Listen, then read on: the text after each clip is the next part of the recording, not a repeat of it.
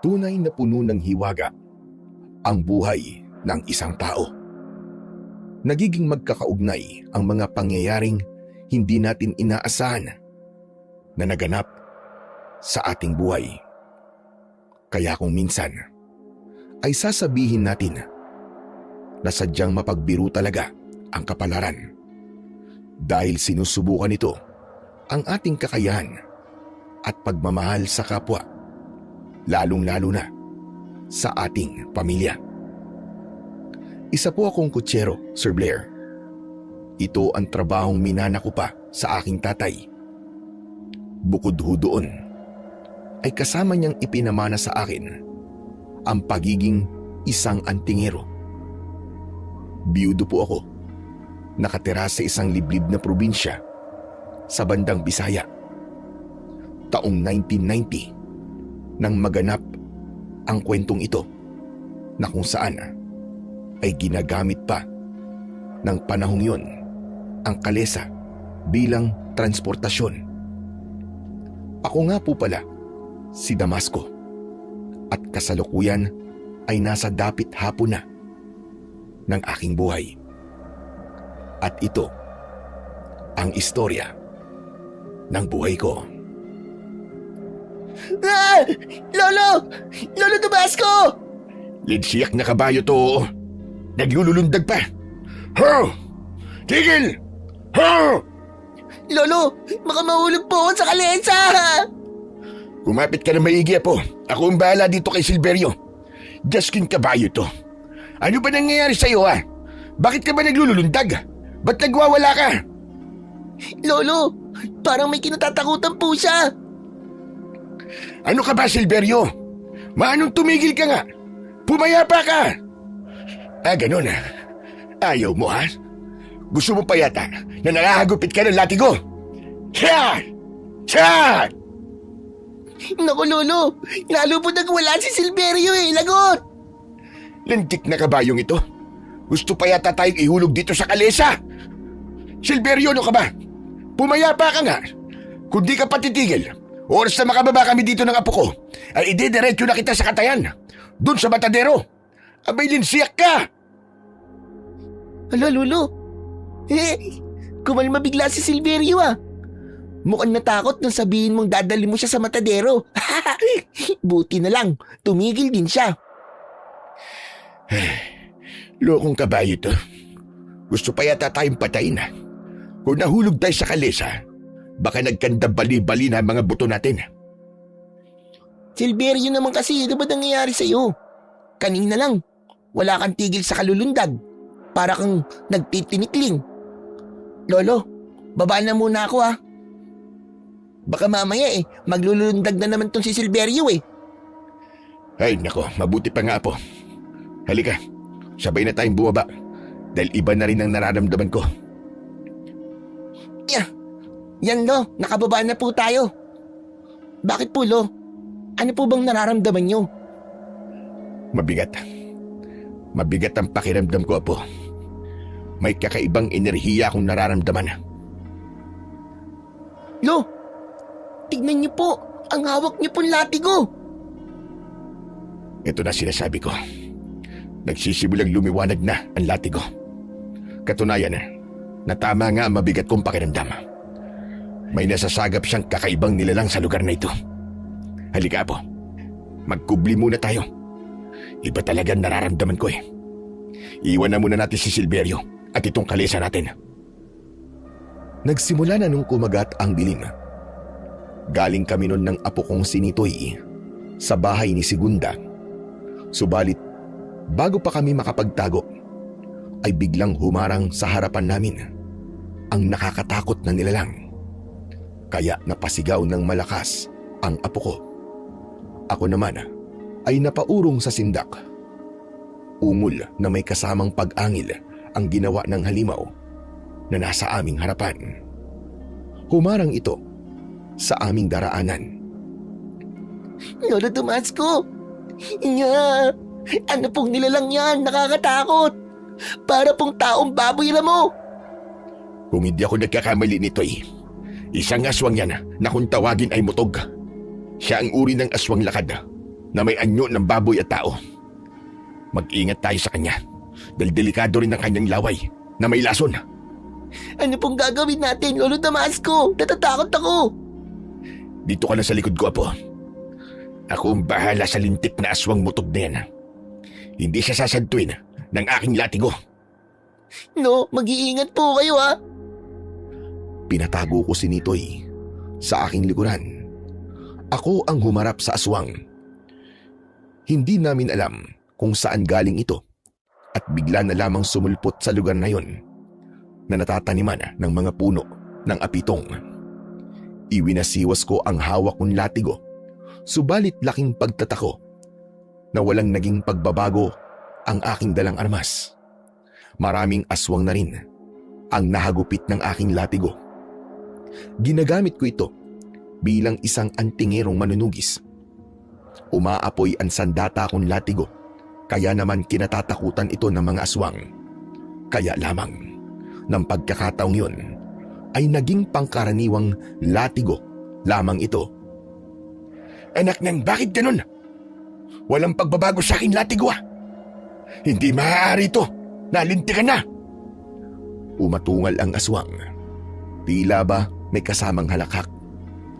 Wari ba'y ramdam nito ang pagkabahala ko? Dahil nga walang pagbabago sa hawak kong sandata, kagaya ng aking inaasahan. Lolo Damasco, ano po ba nangyayari sa inyo? Parang natulala po kayo ah. Ayos na po ba kayo? Oo, Nitoy. Ayos lang ako.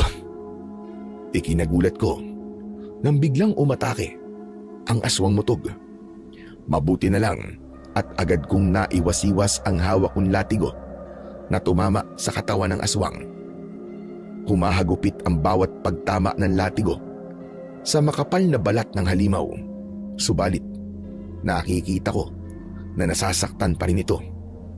Kahit pangkaraniwang latigo lang ito ng sandaling yon. Inulit ko ang paghagupit. Kaya lang ay nahagilap nito ang dulo nito. Maigpit itong hinawakan. Kaya nanlaki ang mga mata ko sa pagkabigla. Lalo na nang hilahin yun ng aswang. Dahil maigpit kong hawak ang latigo, kaya naman natangay ako sa malakas na paghila niya. Bumalibag ako at gumulong sa lupa. Napasigaw sa pagkagulat si Nitoy. Nakita ko sa kanyang mga mata ang takot at pagkabahala. Lolo, lumabad po kayo! Ang maiwagan yung latigo! Bakit walang pagbabago? Ano po nangyayari? Hindi ko rin kayang ipaliwanag, Sir Blair, ang tanong na yon ng apo ko. Habang nakabulagta ako sa lupa, ay nakita ko ang paghakbang ng aswang mutog papalapit sa akin. Sa bawat paghakbang nito papalapit sa akin, ay kasabay naman nun ang pag-urong ko habang ako'y nakaupo sa lupa. Hindi ko na alam kung ano ba ang gagawin ko. Napuno ng kaba ang pagkatao ko dahil ang latigong inaasahan ko na makakatulong sa akin sa ganong pagkakataon ay tila ba nawalan ng silbi. Ganun pa man, ay sinubukan ko uling gamitin ang hawak kong sandatang latigo. Hinagupit ko ang aswang na nasa harapan ko. Paulit-ulit yun. Subalit, tila hindi na yon iniinda ng halimaw o sadyang tinitiis lamang niya ang sakit. Lalo ko pang ikinagulat ang sunod niyang ginawa. Tumingala siya na hindi ko mawari kung anong kanyang gagawin. Hanggang sa naintindihan ko ang kanyang pinaplano. Nag-iipon pala ng laway ang aswang mutog. Kaya nang makaipon na siya ng laway, ay ibinuga niya yon sa akin. Napasigaw ako nang maramdaman kong tila tubig na bumuhos sa katawan ko ang laway mula sa bunganga ng aswang mutog. Malagkit at may hapde ang nararamdaman ko nang dumikit ang laway sa aking balat. Ulagya kang aswang ka! Anong ginawa mo sa Lolo Damasco ko?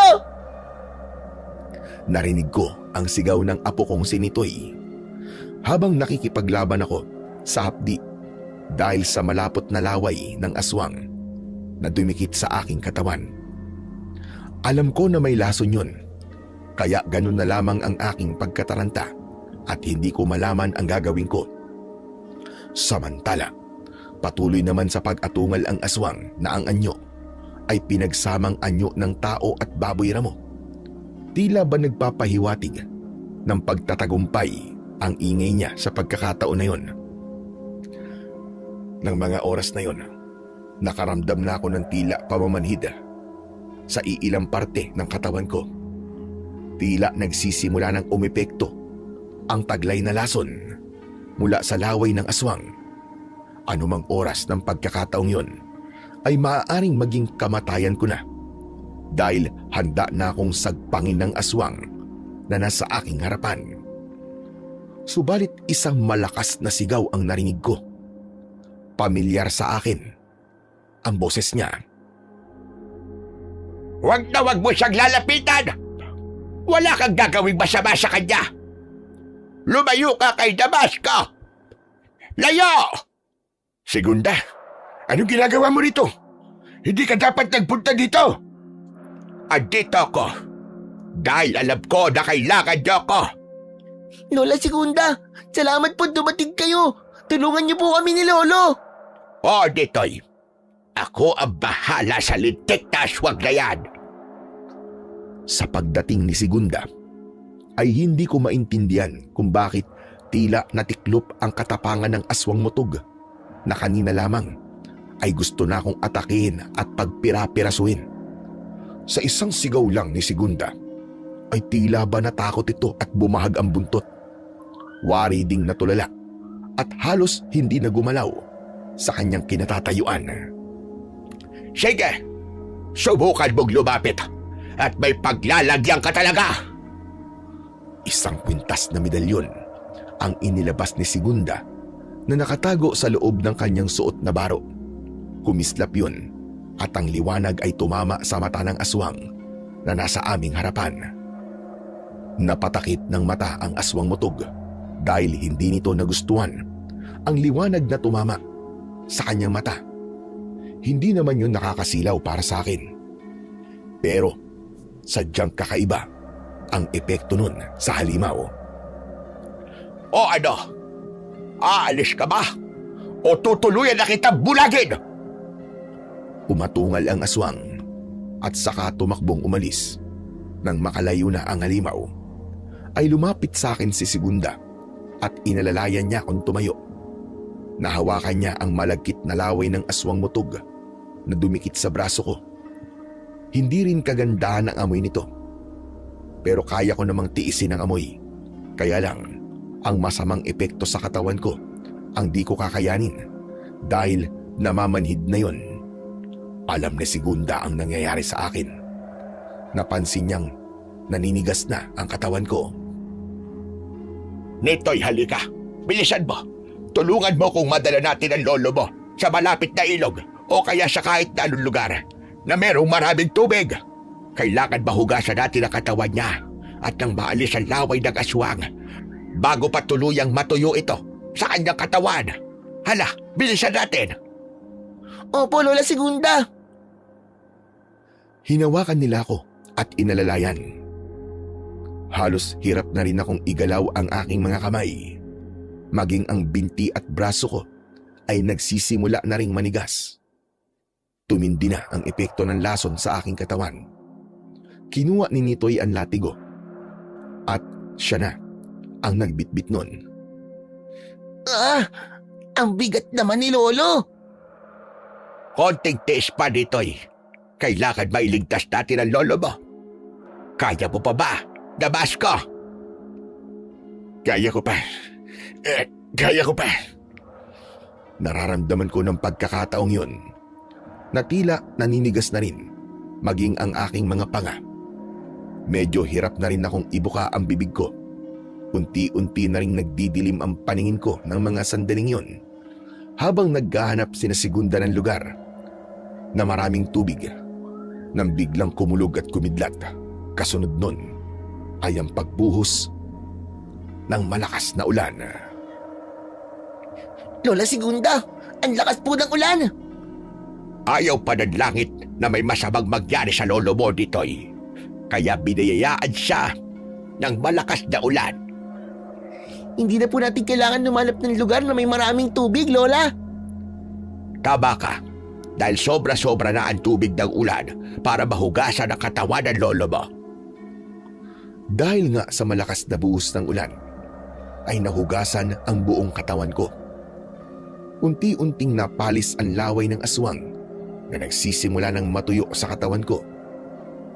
Malamig ang tubig ulan na dumampi sa aking katawan. Subalit yun ang naging lunas sa malaking problemang taglay ko ng sandaling yun. Dahil nahugasan ang buo kong katawan, ay naramdaman ko ang pagkawala ng paninigas nun. Bumalik sa dati ang pakiramdam ko. Tanging lamig mula sa malakas na buhos ng ulan ang tangi ko nang nararamdaman. Ligtas ka na, Damasco. Salamat, Segunda. Utang ko pa rin sa iyo buhay ko dahil sa tulong na ginawa mo. Alam mo na bang hindi kita maaaring pabayaan, Damasco? Ay nako, ang sarap naman pakinggan ang sinabi mong yun. Para yatang bigla kong kinilig ah. Kinikilaw ka lang kaya ka kinikilig. Dahil babad na tayo sa tubig ulan kung ano-anong sinasabi mo. Lolo Damasco, mukhang okay ka na po ah. Siguro maaari na po tayong umuwi. Tumila na rin po ang ulan. Baka giniginaw na rin po ang kabayo nating si Silverio. Iniwan po natin siya kanina eh. Naku, oo nga pala, Segunda. Kailangan na namin umuwi. Siguro naman hindi na magpapakita pa ang aswang na yun. Hindi na yun, Damasco. Dahil magdadalawang isip na bumalik pa lintik na yun. Dahil di niya magugustuhan ang gagawin ko sa kanya. Oo nga po, Lola Segunda. Natakot po ang aswang sa suot niyong medalyon. Hindi ko alam na meron ka pa ng ganyan, Segunda. Pero tama lang. Para meron kang proteksyon laban sa mga masasamang nilalang, hindi ba? Dahil kailangan na naming umuwi ni Nitoy, kaya nagpaalam na kami kay Segunda. Binalikan na namin si Silverio na basang-basa rin dahil sa naging malakas na buhos ng ulan. Sumakay na kami ni Nitoy sa kalesa para makauwi na kami ng bahay. Masama ang tingin sa akin ng nanay ni Nitoy na si Minda nang makauwi na kami ng apo ko. Nakita kasi niyang basang-basa kaming dalawa. Hinayaan niya muna na makaligo at makapagbihis kami. Wala pa ring imik ang anak ko, pero ramdam ko ang kanyang galit. Kaya nang makapagpahinga na ako, ay lumapit sa akin si Minda. Dahil sa inyo, Tay, pati po ang apo nyo, muntik nang mapahamak. Ano bang problema mo, Minda? Maayos at ligtas naman kaming nakauwi din nito, ya. Tama nga po kayo. Ligtas nga po kayo nakauwi, Tay. Pero muntik na po kayo mapahamak. Ikwinento na po sa akin ni Nito yung nangyari sa inyo habang papauwi kayo. Galing kina Aling Segunda. Ay naku, ang importante, walang masamang nangyari sa amin. Kung bakit ba naman kasi isinasama niyo papapunta sa kabilang baryo ang anak ko? Pampihira naman kayo. Siya nagpresentang sumama sa akin Hindi ko naman siya pinilit. Kahit na po, Itay naman. Isipin niyo nga dahil sa kalokohan niyong ito, muntik na po may mangyaring masama sa inyo. Tsaka sa apo niyo. Paano kung napatay kayo ng aswang na yun?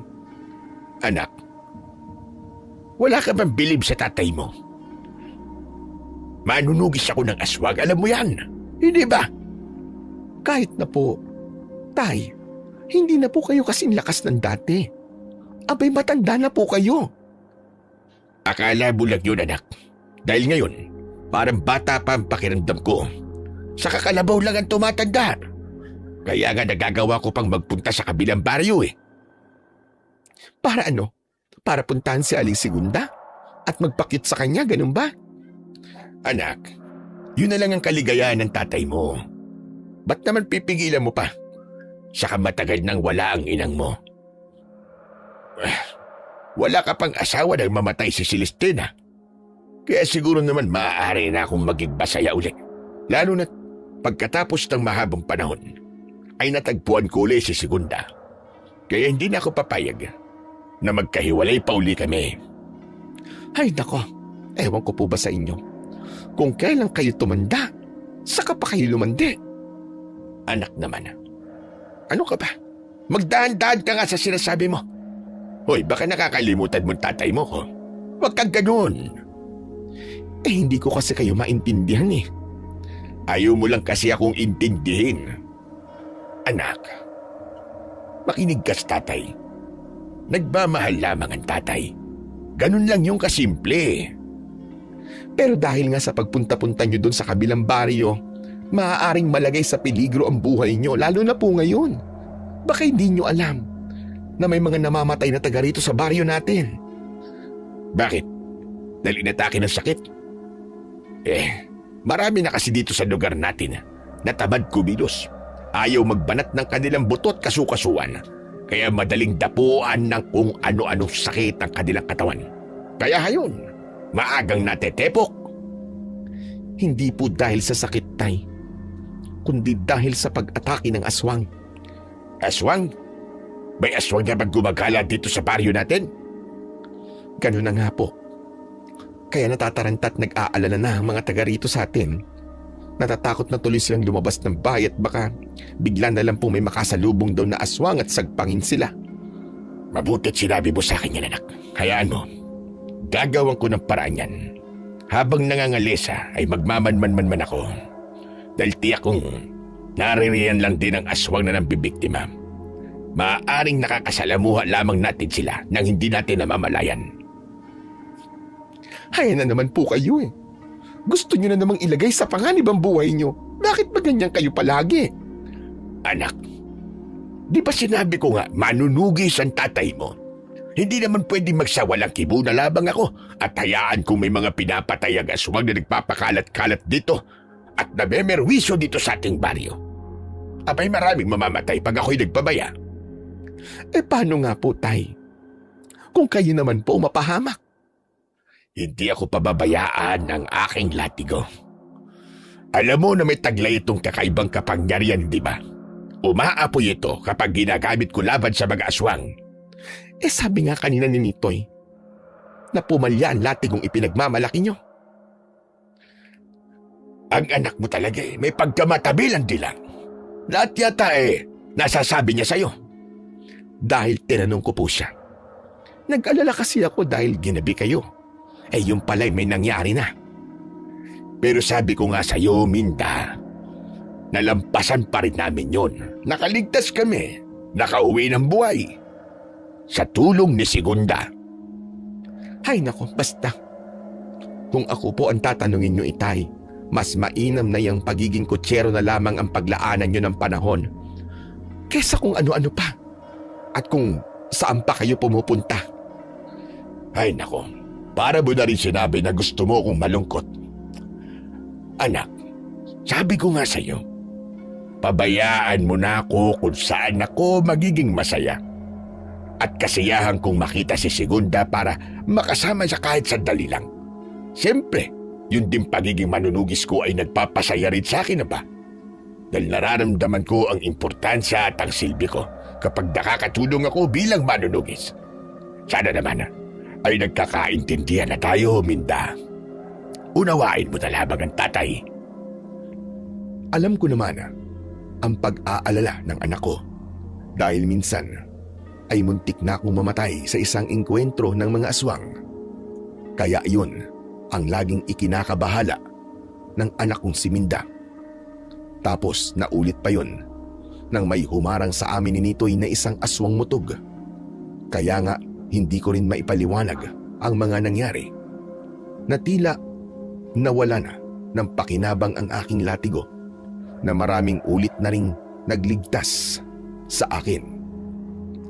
Ang tungkol sa kabiguang magkaroon ng apoy ang latigo para gamitin ko sa aswang mutog ay nagkaroon ng kasagutan nang mapanaginipan ko ang isang mahalagang bilin sa akin ng isang engkantado na siyang nagbigay ng kakaibang latigo.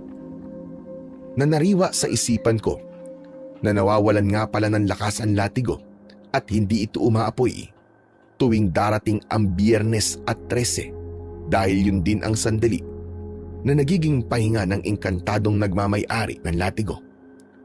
Kaya wala rin itong kakayahang magamit sa pakikipaglaban. Subalit lumipas na ang araw na yon. Kaya alam kong babalik na sa dati ang bisa ng aking sandata. Samantala, sa lugar ni na Segunda, ang babaeng madalas kong puntahan sa kabilang baryo ay may sarili din problema sa kanyang anak na si Antonio. Madalas, hindi rin sila magkasundo. At dahil yon, sa akin. Ano to? Naiibang na ba talaga kayo, Mama? Bakit naman, Antonio? Ano bang kaibaga ng sinasabi mo? Umalis kayo ng bahay para lang sundan ang kutserong yun. May pangalan ng kutserong sinasabi mo, Antonio. Hindi mo ba siya maaaring tawagin sa pangalan niya? Saka, ano ba problema mo kay Damasco? Mama, alam ko kung bakit lagi siyang pumupunta dito sa atin. Bisita ko siya. Dinadalaw niya ako. Yun lang yun. At ayos lang sa inyo. Bakit may masama ba doon, ha, Antonio? Matagal nang wala ang papa mo. Patay na siya at baka nga naaagnas na buong katawan niya at mga buto na lang ang natira. Sabihin mo nga, Mama, may pagkakaunawaan na ba kayo ng kutserong yun? Si Mang Damasco. Bakit gusto mo malaman? Karapatan ko yun, Mama. Anak niyo ako eh. Ay nako, tama, anak nga kita. Pero hindi mo naman ako kayang maintindihan. Dahil hindi ko alam kung bakit kailangan makipagbabutihan pa kayo sa kanya. Kailangan ko pa bang ipaliwanag yun sa'yo, ha anak? May edad na kayo, Ma. Pero bakit kailangan maghanap pa kayo? Talagang hindi mo nga ako naiintindihan. Di ba pwedeng pabayaan mo na lamang ako? Para ano? Para mapahama kayo? Hindi ako mapapahamak, anak. Dahil walang masamang gagawin sa akin si Damasco. Hindi ako naniniwala. Sa tingin ko nga, oportunista ang kutserong yun. Palibasa, tumanda na isang kawawang kutsero. Kaya naghahanap ng paraan para makaranas ng kahit konting ginawa. Hindi ganyan si Damasco, Antonio. Hindi siya oportunista at wala siyang pakialam sa kung anong yaman ang meron ako. Ma, hindi mo alam ang totoong laman ng utak ng kutserong yun. Nakikita niyang meron tayong mga tinatangkilik. Kahit paano, nakaluluwag tayo sa buhay. Yun ang gusto niyang maranasan. Baka nga interesado siya sa yaman natin para mabigyan din ang kanyang anak. Natiyak na naghihirap din. Pwede ba, Antonio, tama na? Tumigil ka na. Abay, sumusobra ka na. Hindi na maganda lumalabas na sa bunganga mo. Sinasabi ko lang kung ano nararamdaman at posibleng binabalak niya. Hindi naman ako nagkulang sa pagtuturo sa iyo ng tamang asal habang lumalaki ka, Antonio. Pero hindi ko alam na ganyan pala kaliit at kasama ang tingin mo sa ibang tao. Lalo-lalo na kay Damasco. Dahil hindi ako papayag sa ugnayang meron kayo, Ma. O sige, hubad lang ka.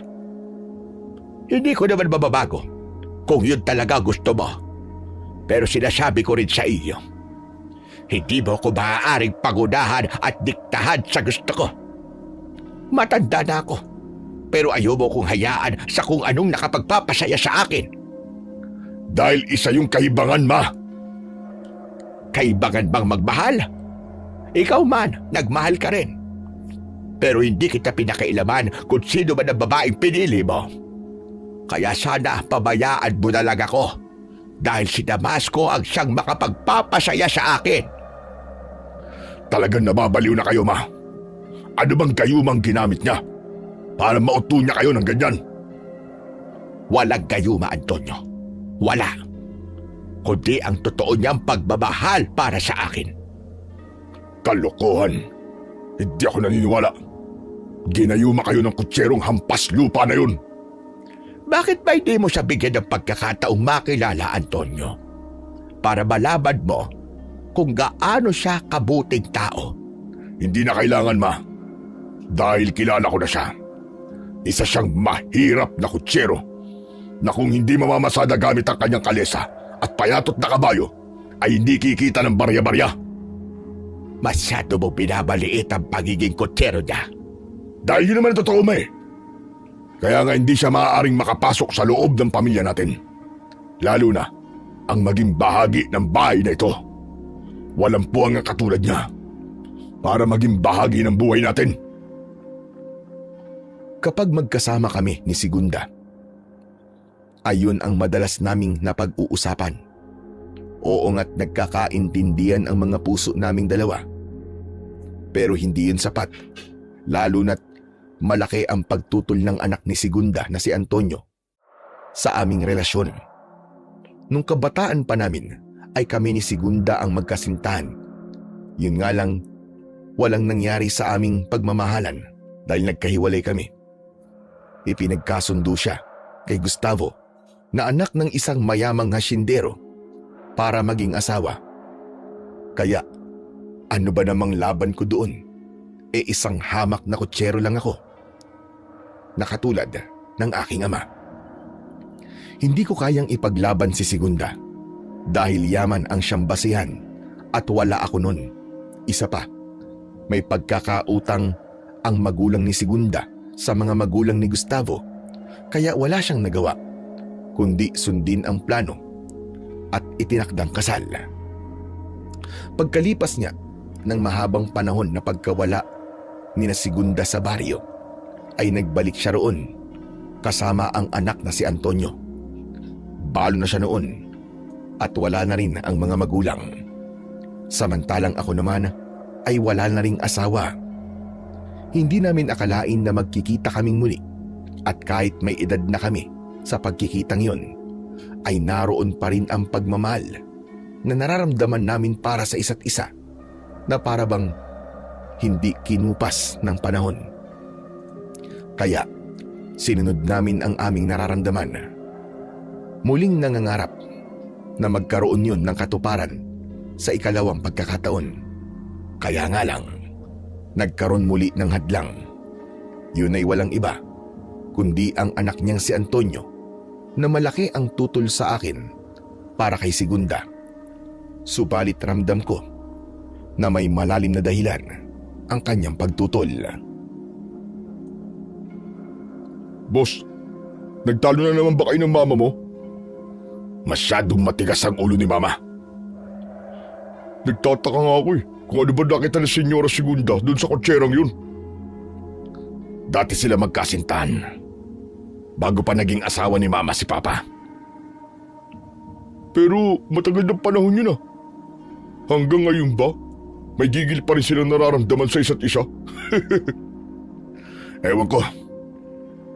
Pero alam kong may ibang motibo ang kutsero na yon. At yun ang di ko mapapayagan.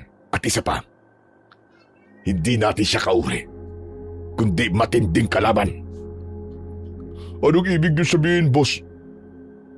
Nabigo ang aking inutusang tauhan para paslangin ang kutsero. Oh, ang aswang mutog na yun? Inutusan niyo? Oo, Ompong. Nabigo siyang pagluray-lurayin si Mang Damasco. At dahil din yung kay mama. Ano ka mo? Humadlang ang mama mo? Nakialam siya? Yun nga ang kinakagalit ko eh. Kung di umarang si mama, ay patay na sana ang kutserong yun. Wala na sana akong problema ngayon. Yan ang malaking yung problema, boss. Hindi mo basta mapapatay ang kutsero dahil sa'yo, mama. Pero alam kong may iba pang paraan. Makakaisip pa ako ng ibang paraan at hindi ako titigil hanggat hindi ko nagagawa ang aking plano. Kaya ikaw naman, Ompong. Boss, may papagawa ba kayo sa akin? Oo. Kailangan naman kitang mapakinabangan para magkaroon ka ng silbi kahit papano. Boss naman, ang sakit mo naman magsalita. Para bang wala akong ginagawa. May silbi naman ako kahit konti, no? Makinig ka na lang sa mga sasabihin ko, Ompong.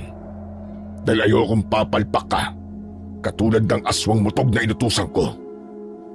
Nagkakaintindihan ba tayong dalawa?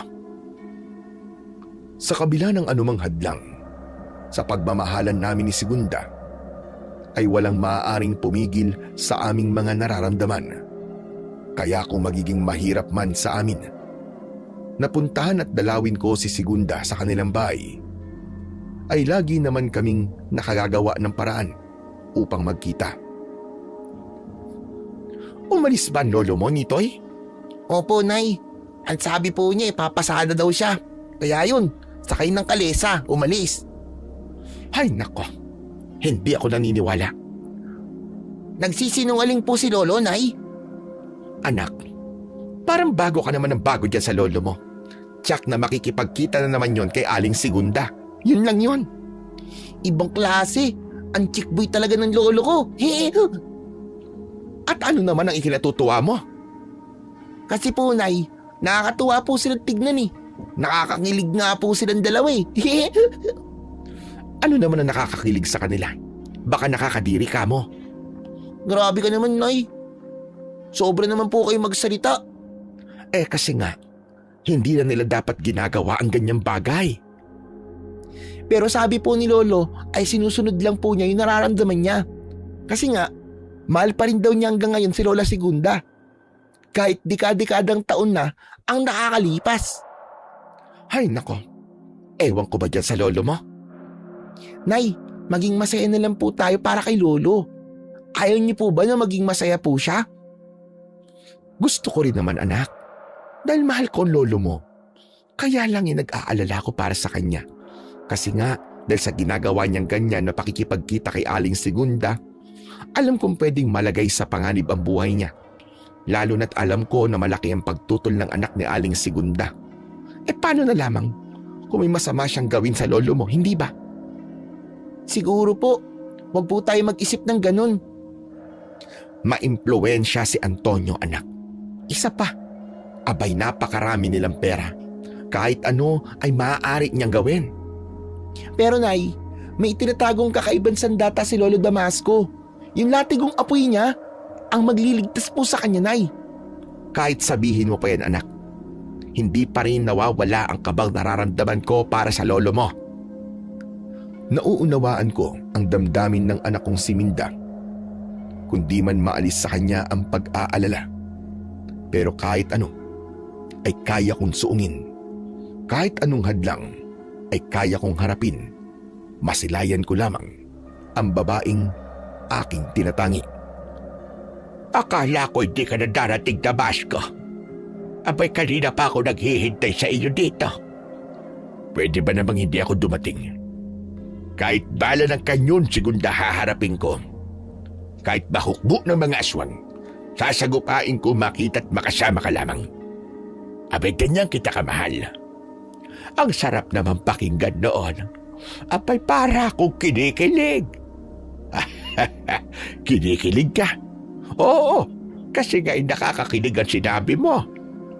Baka naman naiihi ka lang kaya ka kinikilig. Ay, naku, ikaw talaga. Ang pilyo-pilyo mo, Damasco. Pakurot nga ako. Aray ko naman. Ikaw naman, ang daming pwedeng kurutin. Ba't ang singit ko pa? Ay, hapdi tuloy, oh. Doon kita gusto kurutin, bakit ba? Masababay yun. Kasi nga, iba yung muntik mo nagmakurot, Yung barangay tanod na nagtatago dito, sa salawal ko, muntik na mapuruan na ba? Ganun ba? Buti na lang pala at hindi ko nakurot ang barangay tanod mo. Bigla tuloy akong natakot. Bakit ka naman matatakot? Baka kasi ako batutain ng barangay tanod mo. Takot ka sa batuta? Abay, huwag kang mag-alala. Mabait ang batuta ko. Ikaw, masyado ka talagang pilyo. Kung ano-ano ang sinasabi mong matanda ka. Ikaw naman ang pasimuno, apa. Ang saya-saya ko talaga. Kapag kasama ka, Damasco. Ako din naman, Segunda. Kung maaari nga lang na pahintuin kong oras kapag magkasama tayo, ay gagawin ko. Ganon din ako, Damasco. Kung pwedeng itali ko mga braso ko sa braso mo, ay gagawin ko para hindi na tayo magkahiwalay pa. Hindi pa rin nagbabago ang pagmamahal ko sa iyo, Segunda. Ganon din ako, Damasco. Hanggang ngayon, ikaw pa rin ang nagpapakilig sa akin. Hindi ka ba kinilig sa dati mong asawa? Doon kay Gustavo? Sa'yo lang ako kinikilig ng ganito, Damasco. Dahil ikaw lang ang makapagpapasaya sa akin. Ako lang ang magpapasaya sa'yo? Oh, Damasco, irog ko. Ikaw lamang at wala nang iba. Ay, Segunda. Maaari ba kitang haggan? Tinatanong pa ba yan? Abay, sige. Ikaw ang bahala. Pero may kondisyon ako. Bago mo ko halikan. Ano yun, irog ko? Aking mahal. Gusto kong ipikit mo muna ang mga mata mo. O hayan, nakapikit na ang mga mata ko. Sandali lang, huwag kang didilat. Basta't pumikit ka lang dapat. Pwede na ba kitang halikan, mahal ko? Abay, teka, ba't ganun?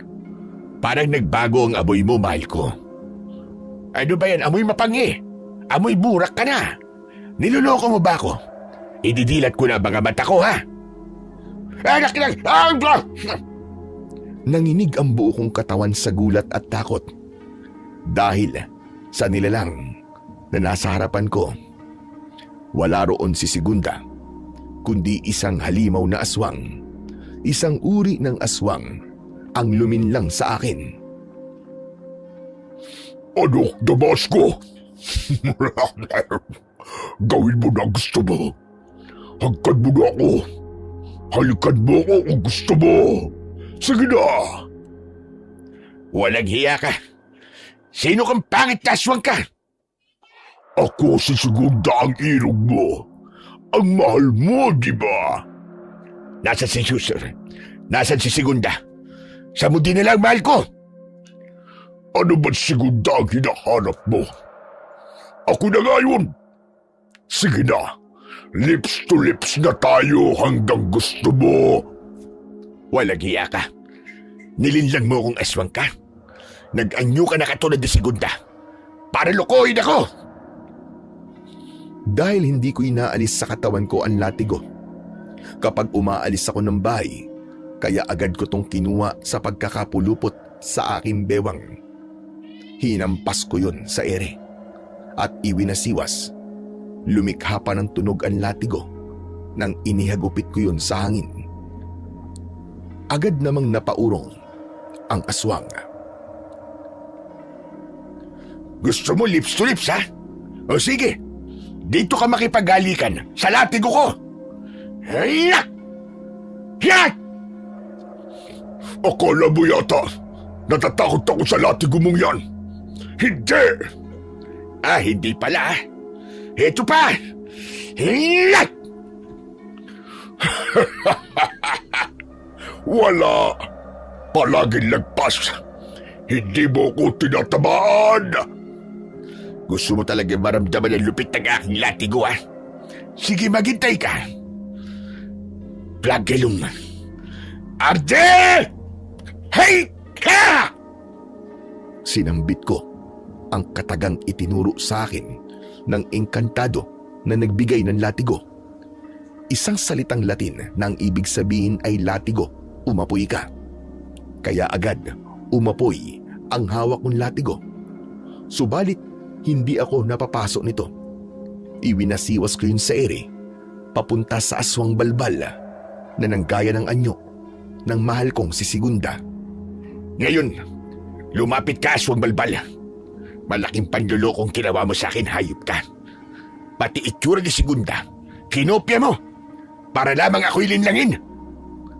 Paulit-ulit kong winasiwas sa ere ang latigong apoy at nakita kong hindi magkandatuto ang aswang para iwasan ang latigo. Tinamaan siya ng dulo nito at pumalahaw. Subalit nang masaktan ay nagmamadaling tumakbo papalayo. Nang mawala na ang aswang balbal ay nakarinig ako ng boses. Boses yon ni Segunda na humahangos. Damasco! Bakit? Ano nangyari? Huwag ka lalapit. Sige, subukan mo lumapit. At hahagupin talaga kita nitong aking latigo. Subukan mo! Huwag Damasco. Ako ito si Segunda. Hindi mo ba ako nakikilala? Sigurado ka? Ikaw si Segunda? Hindi ikaw ang aswang na balbal? Aswang na balbal? Sabi ko na nga ba? May nangyaring hindi maganda. Nag-atrasado lang ako ng dating dahil may naganap na kalokohan. May aswang na nagkunwaring ako. Paano ko maniniwala? Na ikaw nga si Segunda. Sige nga. Heto, ang medalyon na suot ko at itong singsing na pilak na bigay mo sa akin. Andito sa daliri ko. Kaya maniwala ka. Ako ito, si Segunda. Aba, oo nga. Ikaw na nga yan, Segunda. Pambihira na yan, oo. Muntik na ako. Pinaglaruan ako ng isang aswang na balbal. Buti na lang at walang masamang nangyari sa'yo, Damasco. Hindi umubrang yabang ng aswang na yun sa aking latigong apoy. Ikalawang pagkakataon na ito, Damasco, na merong umatake sa iyong aswang. Ibig sabihin nun, ako talagang puntirya nila. Plano nila akong paslangin. Ramdam ko na may kinalaman yun sa akin sa pagbabahala natin. Yan din nga naiisip ko. Pero sabi ko nga sa'yo, walang maaaring pumigil at tumadlang sa akin. Handa kong harapin ang kahit na ano. May pakita ko lang sa'yo ang aking wagas na pagmamahal. Ay nako, Damasco. Nag-aalala tuloy ako. Naiisip ko minsan na itigil na lang natin ito. Hindi maaari. Hindi ako papayag, mahal ko. Pero dahil sa akin, nalalagay sa peligro ang buhay mo. Magagawa natin yun ng paraan. Ayokong ako maging dahilan para mawala ka, Damasco. Abay, hindi ko yun makakaya. Pero kung lalayo ka at mawawala muli, Segunda, para na rin akong namatay. Kaya ayokong magkahiwalay ulit tayo. Kung ano man pinagdaraanan natin ngayon, alam ko na may paraan pa at malalagpasan natin ang lahat ng ito, mahal ko. Sana nga, Damasco, dahil wala akong ibang hinihiling kundi maging masaya at maging payapa ang pagsasama natin. Sa kabila ng mga nangyari ng araw na yon, ay sinikap pa rin naming maging masaya kahit maikliman ang sandaling yon para kami ay magkasama. Samantala, ang aswang na balbal na nanloko sa akin at ang nagkunwaring si Segunda ay alam kong nagbalik sa kung sino mang nag-utos sa kanya. Dahil alam kong hindi basta kikilos ang isang aswang kung walang pinuno na nagmamando sa kanya. Tonto! Bobo! Ugok! Boss Antonio, sakit naman nun. Nakatatlong aribas ka sa akin Nagtatanong ka pang ungas ka, umpong! Kung di ka ba naman saksakan ng tanga? Boss, kailangan mo pa ulit-ulit? Dahil nakakapigong ka. Napakadali lang ng pinapagawa ko sa'yo. Pumalpa ka pa! Sinasabi niyong madali ang pinapagawa niyo sa akin, boss? Oh! Napakadali lang nun! Madali pala eh. Eh di sana, kayo na lang ang gumawa. Ano ka mo? Talagang nangangatwirang ka pang ungas ka? Sabi niyo kasi, boss, madali lang. Kaya sana ikaw na lang ang nagpunta dun kay Mang Damasco at nakipaglaban sa kanya. Diring-diri nga ako habang kausap ko siya. Ang baho pala ng hininga ng matandang kutsero na yun. Buti na lang, hindi tinuloy yung pagkiss sa akin at nakagawa kaagad ako ng paraan. Kunwari ka pa. Mukhang nag-enjoy ka rin naman. Iyak! Hindi no! Paano ako mag-e-enjoy? Eh ang baho nga ng hininga niya. Amoy nabubulok na karne. Amoy yun ang hininga mo, ugok. Pero umpong, sinayang mo ang pagkakataon. Dapat sana, wala na ang matandang si Damasco. Hindi na sana niya guguluhin pa ang mama ko.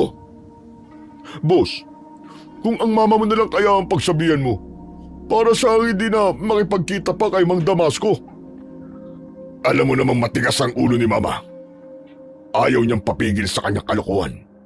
Hindi ko nga alam kung ano ba nakita niya doon kay Damasco para magpakabaliw ng ganun. Boss, alam mo ang tawag doon? I love. Pagmamahal. Boss, umiibig kasi ang mama mo. Isang walang kwentang pag-ibig.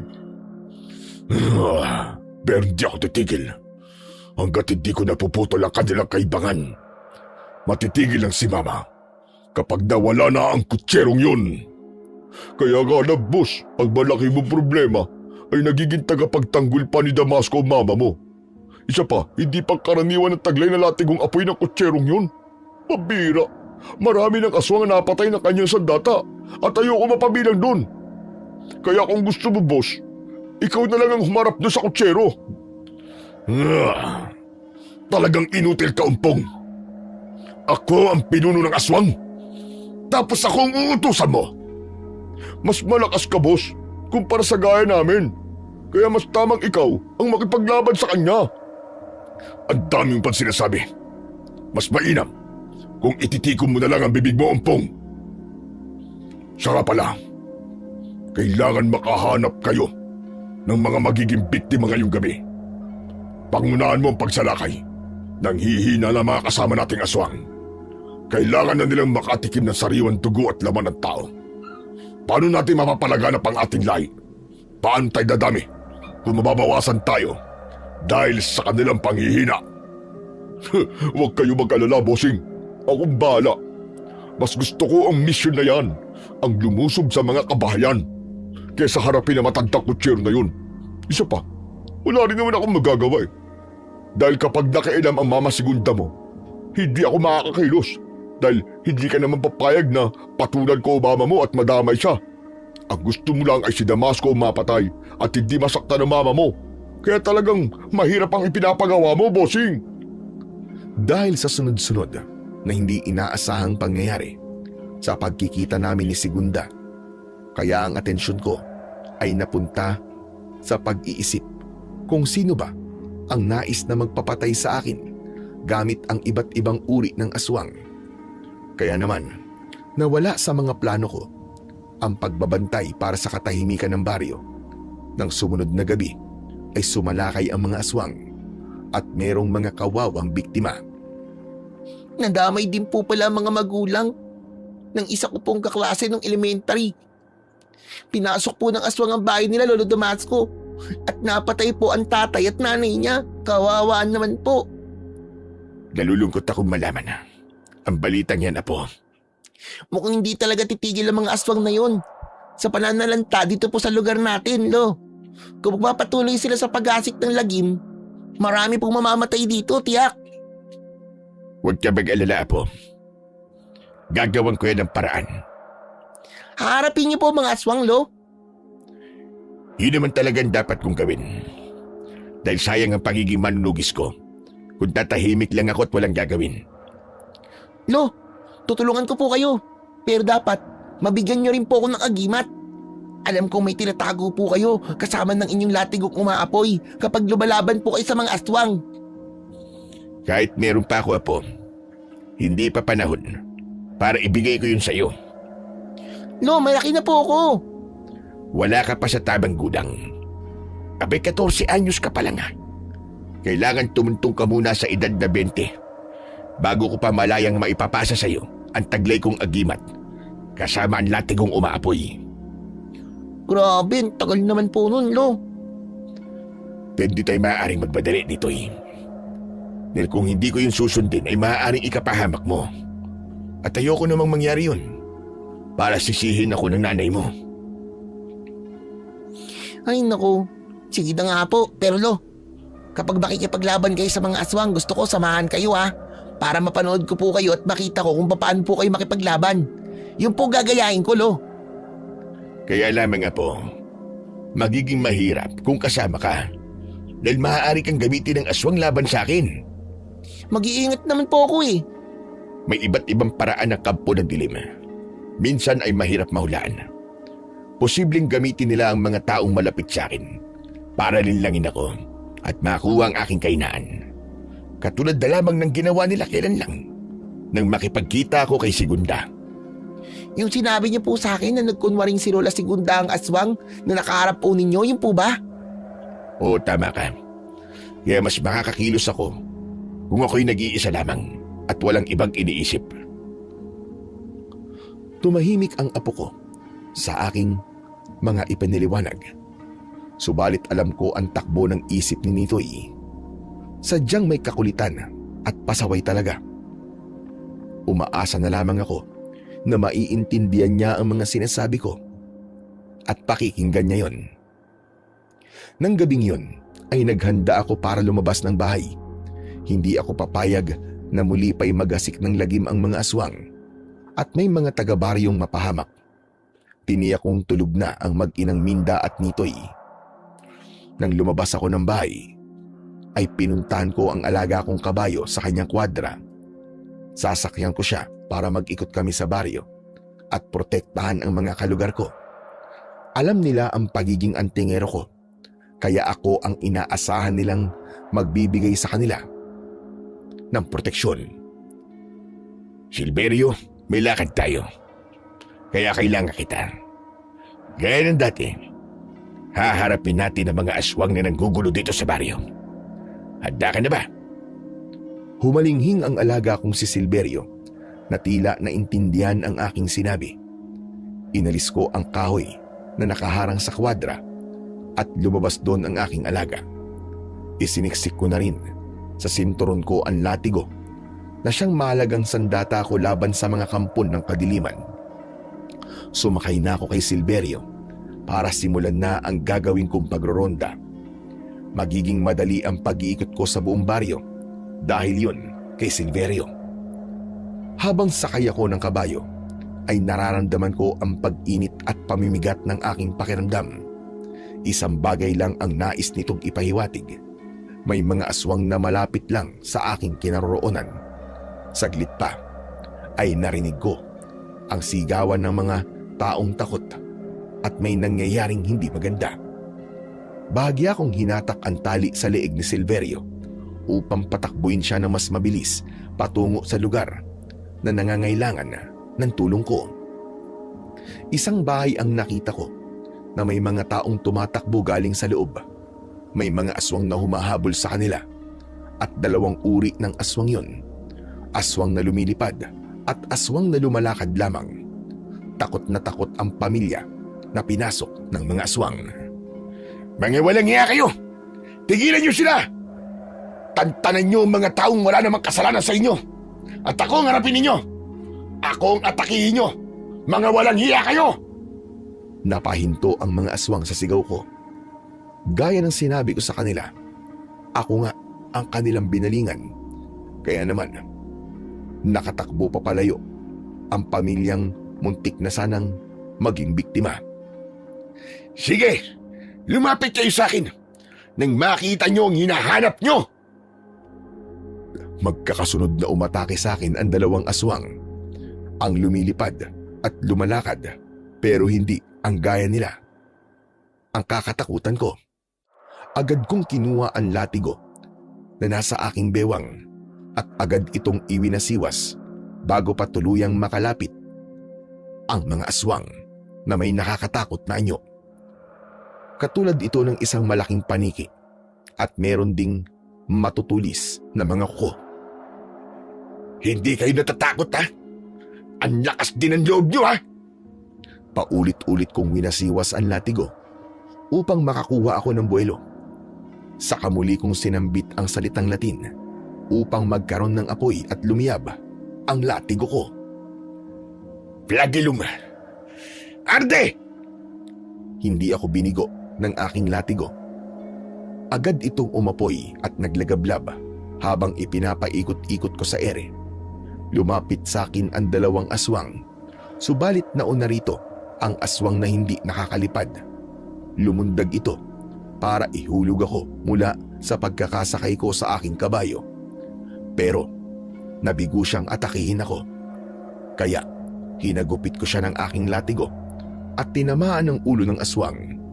Umangil ito sa sakit lalo na't umaapoy ang latigo na tumama sa kanya.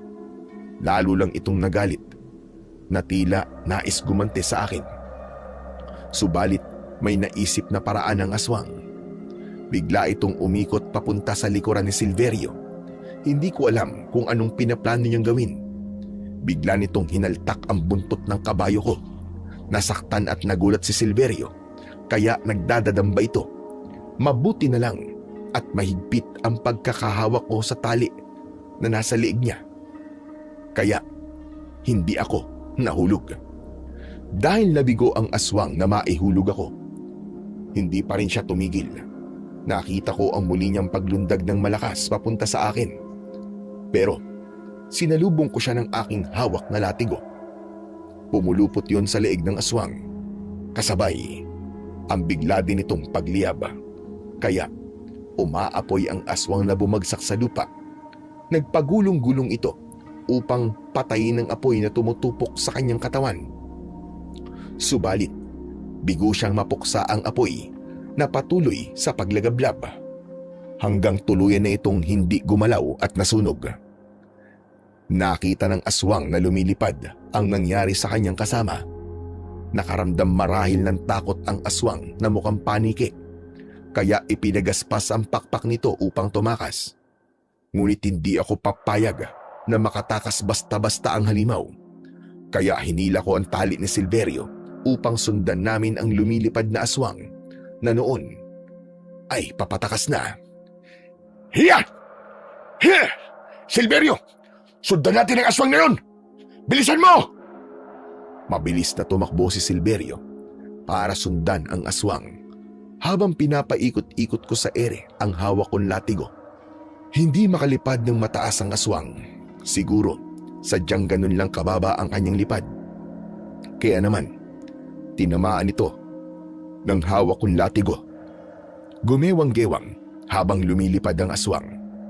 Wala na sanang tamang direksyon ang kanyang pupuntahan. Dahil yon, sa sakit na nararamdaman, sanhi ng pagkakahagupit ng latigong apoy. Saglit pa, ay bigla na lang itong bumulusok at tumama pa sa katawan ng isang puno. Nanghingisay ang aswang na bumagsak sa lupa. Pinalapit ko si Silverio sa aswang at paulit-ulit kong hinagupit ng latigo. Humihiyaw at umaangil ang aswang. Nahihirapan siya habang umaapoy ang kanyang katawan. Biglang sumiklab ang aswang at tuluyan na itong natupok.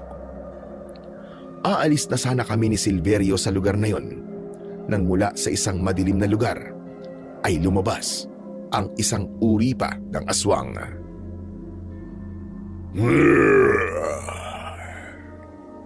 Hindi pa tayo tapos.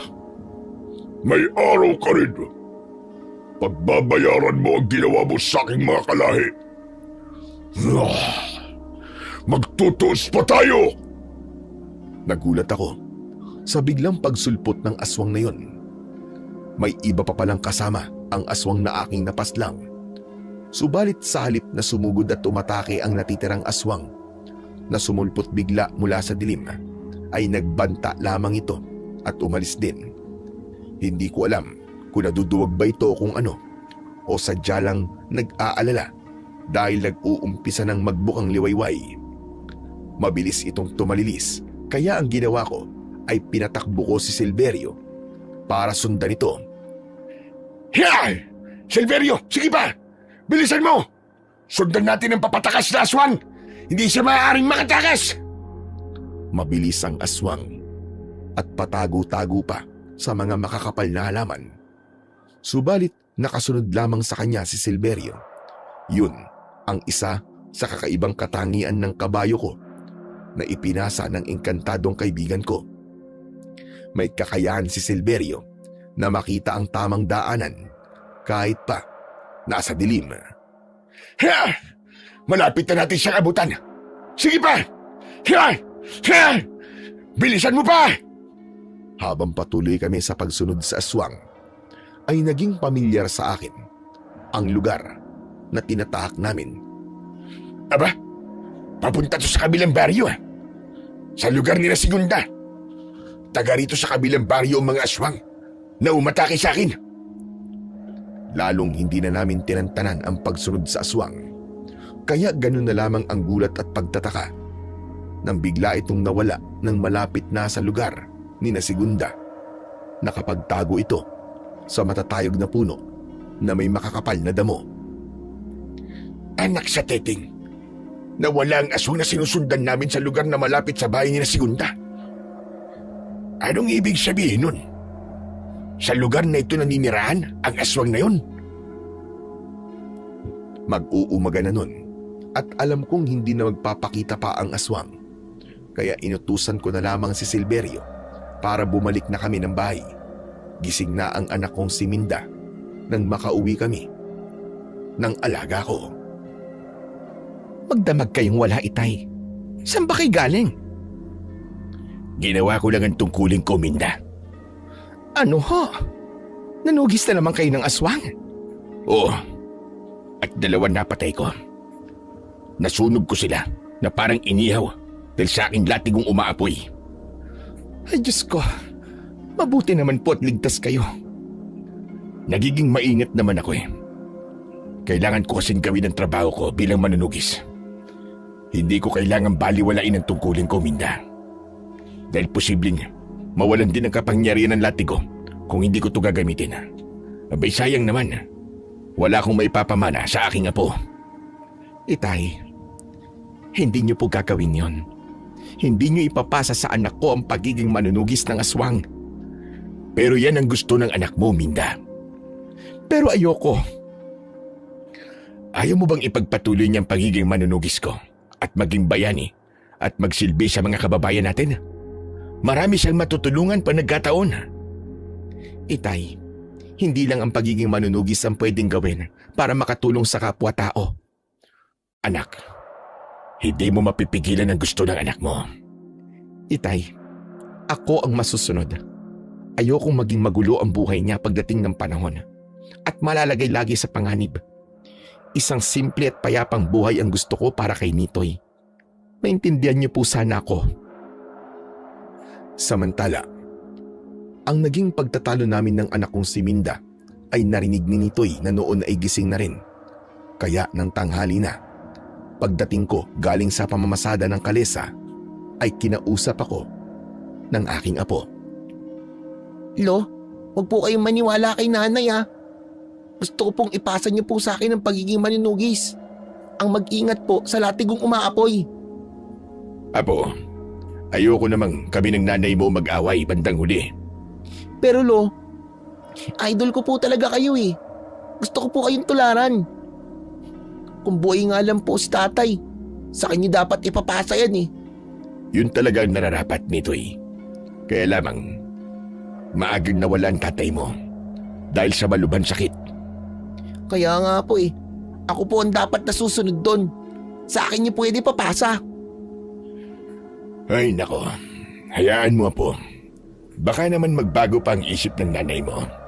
Pero sa ngayon, kailangan kong ipagpatuloy ang aking obligasyon bilang manunugi sa baryong ito. Lalo na't nagbanta ang aswang na nakatakas kagabi.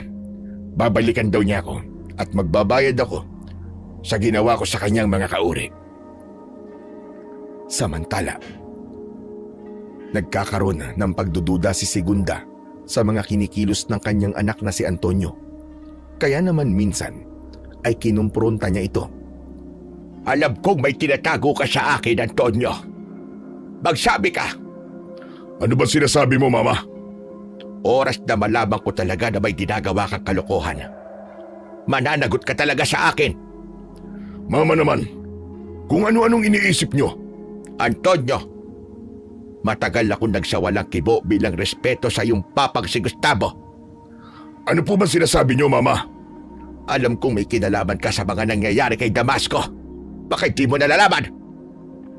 Wala akong panahon para pag-usapan ng isang walang kwentang kutsero. Ilang ulit ko bang sasabihin sa iyo na magkaroon ka sana ng respeto kay Damasco? Hindi yung tinatawag mo siyang walang kwentang kutsero. Tao pa rin siya. Taong ambisyoso. Dahil gusto niyang pumasok sa pamilya natin. Sabi ko naman sa iyo, Bakit di mo siya bigyan ng pagkakataon na maipakilala ng gusto ang kanyang sarili at ang kanyang mabuting layunin? Dahil hindi ko siya matatanggap kahit kailan. Kahit para sa akin na lang, Antonio. Yun na nga, mami. Ipinipilit mo ang kaibangan mong yan. Hindi siya nababagay sa kagaya natin. Hampas lupa siya. Ang sabi ko nga sa inyo, nangahagad siya na magkaroon ng bahagi sa kayamanan nating iniwan ni Papa. Kaya niya gustong balikan. Bakit ba'y pinipilit mo bagay na yan, ha, Antonio? Hindi kailangan ni Damasco ang yabang meron tayo, kundi ang gusto lang niya ay ang makasama lang ako. Ganun na rin yun. Ginagamit ka lang niya.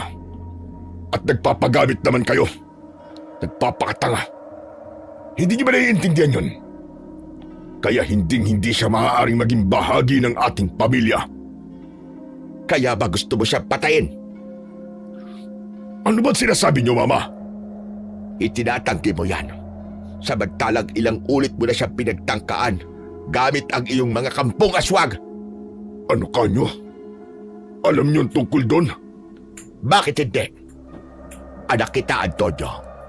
At alam ko ang bawat kinikilos mo. Wala kang maililihim sa akin. Yan ang pamanang dati pa'y pinagtatalunan namin ng ama mong si Gustavo. Ang ipasa sa iyo ang kanyang pagiging pinunong aswag. Para sa akin, ito ang pinakamahalagang pamana ni Papa. Dahil sa pagiging pinunong aswang, nararamdaman ko ang kahalagahan ko. Nagkaroon ako ng kapangyarihan at sinusunod ako. Kaya nga, napakalaki ng naging pagbabago mo, Antonio. Mula nagbabatay ang papa mo at naipasa sa iyo ang pagiging aswang, naging matigas na ang ulo mo. Hindi mo na ako pinakikinggan. Kaya nga, iniwan ka rin ng babaeng minahal mo dahil sa iyong pagiging aswang. Mas pinili mo yan kesa sa kanya. Dahil di niya ako kayang maunawaan. At mas masaya ako sa kung ano man ako ngayon. Kahit kailan, yan ang hindi ko makakayang tanggapin. Ang maipasa sa akin, ang pagiging aswang. Matagal kaming nagsama ng papa mo. Pero hindi niya ako napilit. Kaya laking pasasalamat ko sa pamanang medalyon sa akin ng lolo ko. Dahil dito, hindi niya nagawang ipasa sa akin ang pagiging aswang at nabuhay ako gaya ng pagkaraniwang tao. Pero matagal kang nakisama sa kanya, Mama. Dahil yun sa iyo, Antonio. Nagtiis ako para protektahan ka sa kanya. Pero nagawa pa rin niya akong lidlangin dahil lihim niyang naipasa sa iyo ang kanyang pagiging aswang. Hindi ko ikinatutuwa yun dahil kapahamakan ang dala mo sa mga taga rito sa baryo. Ginagawa ko lang na tuparin ang pamanang iniwan ni Papa sa akin. Ang palaganapin ng lahing aswang para mas maging malakas ako at maging makapangyarihan palalo. Kapag dumami na mga katulad namin, maaari ko nang pasukin ng iba pang mundo. Anong mundo? Sabihin mo, anong mundo? Ang mundo ng politika. At ako ang kauna-unang lahing aswang na magiging mayor sa bayang ito. Katatakutan at susundin ng mga tao. Magiging tila Panginoon ako sa kanila. Napakataas ng ambisyon mo, Antonio. Nakakalula at nakakatakot. Handa kong gawin ang lahat para matupad yun, Mama. Dahil yun ang pangarap nun ni Papa na hindi nagkaroon ng katuparan. At gusto kong ako ang siyang tumupad nun ngayon. Bahala ka sa kung ano man ang gusto mo. Hindi ka naman mapipigilan. Kung anong gusto mo, tsak namang ipagpipilitan mo. Pero isang bagay lang ang sinasabi ko sa iyo. Wag mong papakailaman si Damasco. Yun ang tanging bagay na nais mangyari ni Segunda. Ang tiyakin niya ang para sa kaligtasan ko. Bagay na hindi kayang ipangako ni Antonio, lalo na't may galit siya sa akin at matindi ang kanyang pagtutol sa pagkakaroon namin ng unawaan ni Segunda. Kaya lingid sa kanyang ina ay hindi tumitigil si Antonio sa mga pagpaplano para mawala ako sa landas nila. Lalo na't ramdam niya na ako ang magiging malaking hadlang para sa kanyang mga plano. Dahil bilang isang manunugis ay handa kong gawin ang lahat para tapusin ang kahit na sinong aswang na magdadala ng kasamaan sa baryo. Lalong-lalo na ang pinuno nito. Ngayon, boss, alam mo na siguro ang pakiramdam ng mabigo, ano? Tumigil ka, Umpong. Huwag mo akong kausapin. Nagagalit kayo dahil wala rin kayong nagawa para harapin si Damasco. Yung huling aswang na inutusan mo, sablay na naman. Dahil sa latigong umaapoy, yun ang sumisira sa aking mga plano. Eh kung gumamit ka uli kaya ng aswang na balbal, yung magkukunwari na mama mo para makuha sa kanya ang latigo. Ugok ka ba? Hindi na uubra yun. Dahil nagamit na yun. Tsak na magtataka yun. Kaya hindi na pwede. Ang iniisip mo.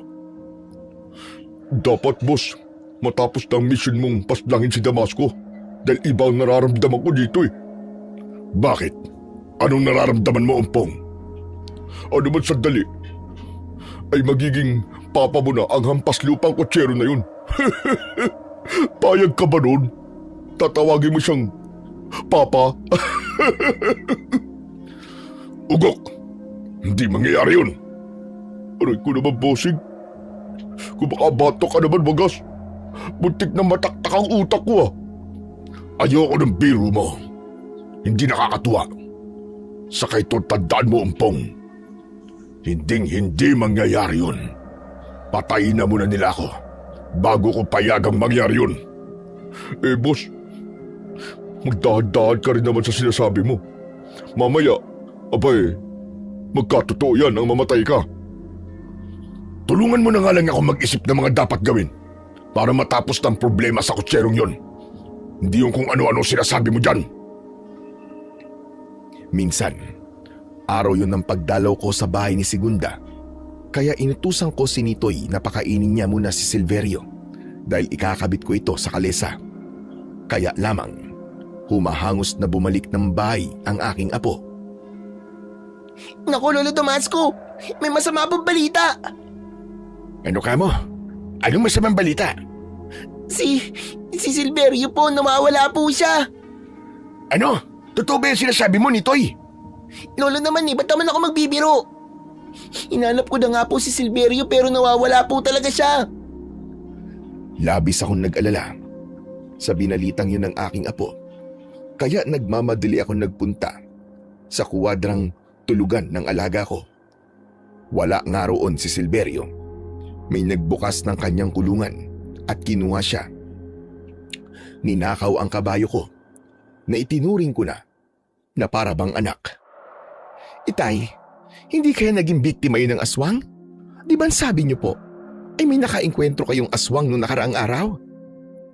Kung nakursunodan ng aswang si Silverio, andito lang dapat yun. Maaaring pinatay lang siya o sinaid ang kanyang dugo. May maiiwang bakas. Pero, sino naman kaya ang kumuha sa kanya? Yan din nga ang iniisip ko, Minda. Dahil matagal nang iniwan ko sa kanyang kwadra si Silverio. Pero ni minsan, wala namang nakikialam sa kanya doon. Kundi ngayon lang nangyari. No, kung hanapin na lang kaya natin, baka naman talagang nakawala lang siya tapos naglakad hanggang sa makarating po sa malayo. Sana nga'y ganun lang nito eh. At walang masamang nangyari sa aking alaga. Mag-isa lang akong hinanap si Silverio. Habang naglalakad ako sa paghanap sa aking kabayo, ay may nakapagsabi sa akin na nakita niya ito sa kabilang baryo, kaya agad akong nagtungo doon. Natagpuan ko si Silverio na nanginginain ng damo sa isang lugar na may sariwang damo at malapit din sa ilog. Nagmamadali akong lumapit sa kanya, pero nang lapitan ko siya, ay iba ang naramdaman ko. May kakaibang init at may enerhiyang gumapang bigla sa katawan ko nang mapadaiti ang kamay ko sa katawan ng kabayo ko. May mali dito. Bakit ganito? Mahirap ipaliwanag ang nararamdaman ko. Hindi ganun ang nararamdaman ko kapag napapadikit ako sa katawan ni Silverio. Kaya biglang napaurong ako at agad kong hinagilap ang aking bewang kung saan nakalagay ang aking latigo. Kasabay ng paghagupit ko sa hangin ng aking latigo na lumikha pa ng tunog, ay siyang biglang pag-urong naman ng kabayong nasa harapan ko. Hayop ka. Alam kong hindi ikaw si Silverio. Hindi ikaw ang kabayo ko, nararamdaman ko yun. Ginaya mo lamang ang kanyang itsura. Bago ko pa hatawin ng latigo ang kabayong pinagdududahan ko, ay biglang nagbago ang anyo nito. Ang kabayong kaharap ko ay naging isang aswang balbal. May mukha pa rin ito na gaya ng kabayo, pero nagbago ang katawan dahil nagkaroon ng matutulis na kuko. Umasta itong aatakihin ako. Subalit naging mabilis ang paghagupit ko rito gamit ang latigo. Hindi pa nag-aapoy ang latigo, pero nakita ko ang takot sa muka ng kabayo nang ihagupit ko ito sa kanya. Talagang hindi ko siya tinigilan. Kaya naman, sa bawat hagupit ko ay lumulundag at dumadamba ito. Sadyang ako ang punteriya ng kung sino mang may pakana ng mga panlilinlang na yon. Nais niya akong tapusin dahil sa takot ng aswang na hinagupit ko ng latigo ay naduwag ito at nagmamadaling umalis. Nang makaalis ang aswang ay siya namang paglitaw ng isa pang kabayo. Natitiyak kong si Silverio na ito, kaya gano'n na lang ang tuwang naramdaman ko. Subalit bago pa ako nakalapit sa kanya, ay nagpakita rin si Antonio na nakakubli lang pala. Ito ba ang kabayong hinahanap mo? Hampas lupang kutsero? Sandali lang. Bakit hawak mong kabayo ko, Antonio? Dahil alam kong ito ang magiging alas ko. Ano bang kailangan mo sa akin? Pakawalan mo si Silverio para makalapit siya sa akin. Ano ka, ungas? Bakit ko siya pakakawalan? Di ba sinabi ko, siya ang alas ko? Sabihin mo nga, may kailangan ka ba sa akin, ha, Antonio? Oo. Kapalit ng alaga mo si Silverio, ibigay mo sa akin ang latigo mo. Nababaliw ka na ba? Ba't ko ibibigay sa iyo ang latigo ko? Kung ayaw mo, madali naman akong kausap eh. Pero sa isang utos ko lang, ay darating dito mga kauri kong aswang at pagtutulungan namin siyang pagpiestahan. Pagkatapos sabihin yun ni Antonio, ay biglang nagbago ang anyo nito at naging aswang. Anak ng putya! Isa kang aswang, Antonio! Ganun na nga, Damasco. At hindi lang basta aswang, kundi ako ang pinuno na mga aswang sa lugar na ito at sa iba pang lugar na malapit dito. Kung ganun, ikaw ngayon.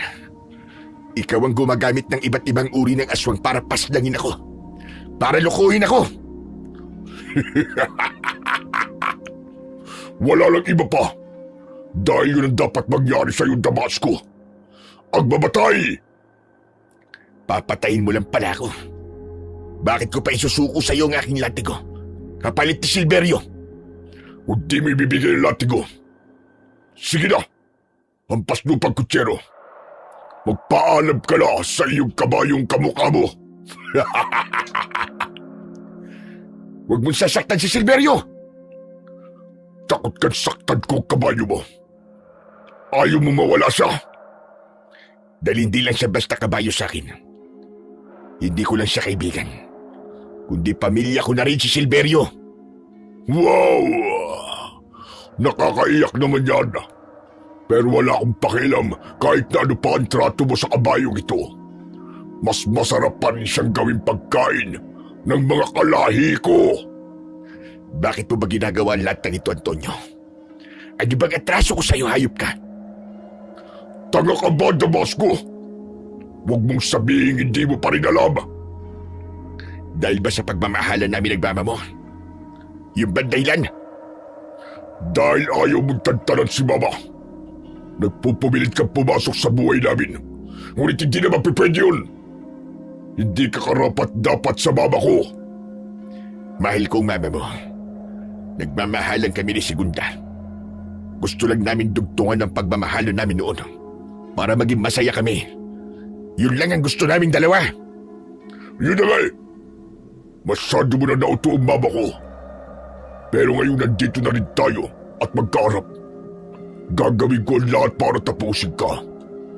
Napagplanuhan ko na ang pagkikita natin ito. At handang-handa na ako.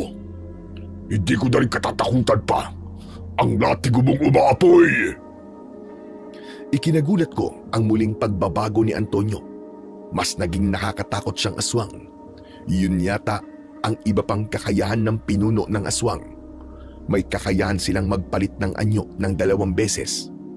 Handa na siyang umatake sa akin. Hinagilap ko naman ang latigo na nasa bewang ko bilang proteksyon at sandata. Subalit, bago pa siya nakalapit at atakihin ako, ay biglang dumating ang mama niya na si Segunda. Wag na wag mo siyang sasaktan, Antonio! Segunda, pabayaan mo siya. Huwag ka na makialam dito. Umalis ka na rito, mama. Pabayaan mo ko. Wala kang gagawin sa kanya, Antonio. Hindi mo sasaktan si Damasco. Hindi lang basta pinigilan ni Segunda ang anak niya, kundi humarang pa siya sa aking harapan para hadlangan ang anumang pinaplano ni Antonio. Ano bang ginagawa mo, mama? Huwag kang humarang. Umalis ka riyan para matikman ang kutserong yan ang ganti ko dahil sa mga ginawa niya sa mga kalahi ko. Antonio, sinabi ko naman sa'yo, hindi mo maaaring saktan si Damasco. Kung papatayin mo siya, isama mo na rin ako. 2 mo na lang kaming patayin! Nahihibang ka na ba, mama? Bakit kailangan ipagtanggol mo siya? Dahil mahal ko siya. Hindi mo ba yung kayang maintindihan? Isang kabaliwan ang pagmamahal mo sa kanya. Hindi ka ba nahihiya sa akin? Para bang mas pinapahalagan mo pa ang pagmamahal mo sa taong yan kumpara sa mga alaala at pagmamahal sa'yo ni Papa? Wala ka kasing alam, Antonio. Hindi mo nalalaman ang totoo. Ang lahat ng pinagdaanan ko. Ang lahat ng mga pasakit at pagtitiis ko. Ano ba't sinasabi mo, mama? Bakit? Hindi ka ba naging masaya kay Papa? Oo. Hindi ako kailanman naging masaya sa Papa Gustavo mo. Yun ang katotohanan, Antonio. Yun ang masakit na katotohanan. Ano? Pero matagal kayo nagsama. Tama ka. Pero sa bawat araw na lumilipas kasama siya, ay puno yun ng pagtitiis. Puno ng takot. At nanatili lang ako dahil yun sa'yo. Dahil ayoko na may masamang mangyari sa'yo, Antonio. Lalo na nung bata ka pa. Hindi ko kayo naiintindihan. Kasabay ng pagsasagutan ng mag-ina, ay kumalma na rin si Antonio. Bumalik siya sa kanyang dating anyong tao. Antonio, nakikiusap ako sa iyo, anak. Hayaan mo na lang ako maging masaya sa taong totoong mahal ko. At sinabas ko yon. Para mo na rin sinabi na hindi mo minahal si Papa. Alam kong masasaktan ka, anak. Pero, yun ang katotohanan. Hindi ko nagawang mahalin ang Papa Gustavo mo dahil mahirap siyang mahalin. Kahit pa matagal na panahon kaming nagsama. Dusa ang bawat araw na kasama ko ang Papa mo. Sinasaktan niya ako at pinahihirapan. Lahat ng yon ay nakakubli sa iyo. Hindi mo yun alam, anak. Mahal niya ako pero malupit siya sa akin. Dahil sadista ang Papa mo. Mas masaya siyang nakikita kong nasasaktan at nasusugatan. Pinagtatangkaan rin niya akong patayin. Nagmagalit siya ng husto sa akin. Pero nahadlangan ko yon. Dahil sa taglay kong medalyon. Hindi yan totoo, Mama. Sinisiraan mo lamang siya sa akin. Palibasa, Wala na siya para ipagtanggol ang sarili niya. Kaya mo nasasabi ang lahat ng yan. Walang dahilan para siraan ko siya sa'yo. Ang sinasabi ko sa'yo ay ang katotohanan na matagal ng panahon kong itinako. Sinasabi mo lang yan dahil ang gusto niyo ay maniwala ako. Para pumayag ako sa gusto mo na magsama na kayong dalawa ng kutserong yan. Anak, maniwala ka sa mga sinasabi ko sa'yo.